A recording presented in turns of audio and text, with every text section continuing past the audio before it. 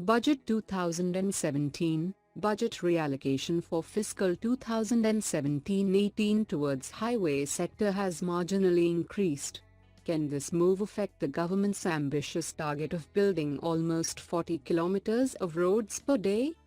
What are the steps taken by the government to bring back private sector's investment in highway sector? Why private investors are reluctant to invest under public-private partnership model? What is engineering, procurement and construction model? Why EPC model is better than PPP model? GS Paper 3, Infrastructure.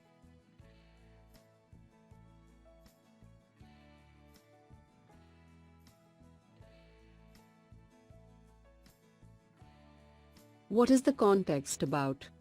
Highway sector's budgetary allocation for 2017-18 fiscal is likely to be increased only marginally. The Highways Ministry is likely to get Rs 58,000 crore, up from Rs 57,976 crore it got in 2016-17. It had sought around Rs 90,000 crore. The marginal increase means the ministry will have to run a tight ship in the new fiscal.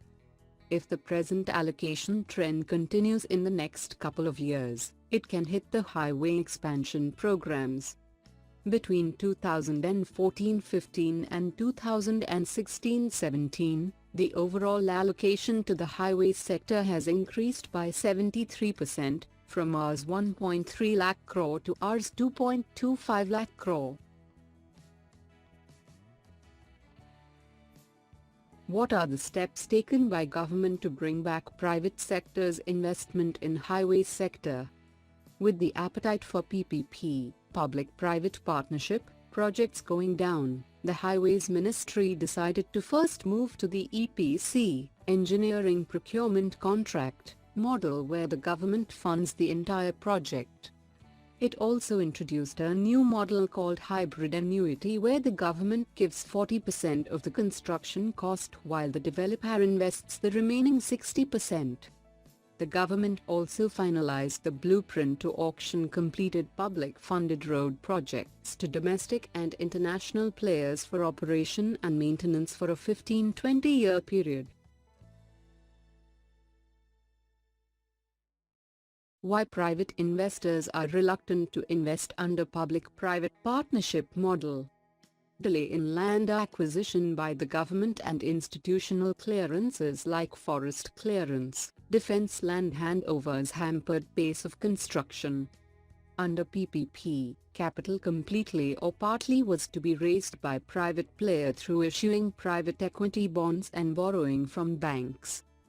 Due to delayed implementation, private players weren't able to pay back loan in time, adding to NPA in banks, eventually instigating many banks to stop lending loans.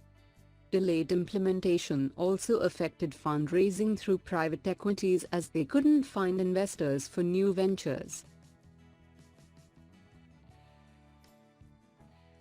What is engineering, procurement and construction model? Under an EPC contract, the contractor designs the installation, procures the necessary materials and builds the project, either directly or by subcontracting part of the work. In some cases, the contractor carries the project risk for schedule as well as budget in return for a fixed price, called lump sum, or LSTK depending on the agreed scope of work. In this case bears the entire financial burden and funds the project. Capital is either raised by issuing bonds like NHAI bonds, or by taking steps to secure road toll receivables post-construction. Note that the fund here is not raised through banks. Why EPC model is better than PPP model? The government takes care of clearances, acquiring land and estimating the traffic, a very huge exercise that had to be done by private parties earlier.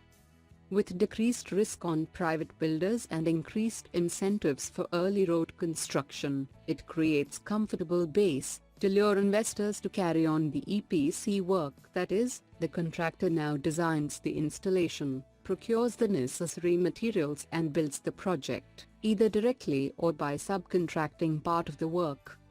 Timeline required to construct reduces remarkably. In a nutshell, while the government takes responsibility of raising capital, procuring clearances and such, the private builder constructs roads. Thus significant surge in road construction pace is expected.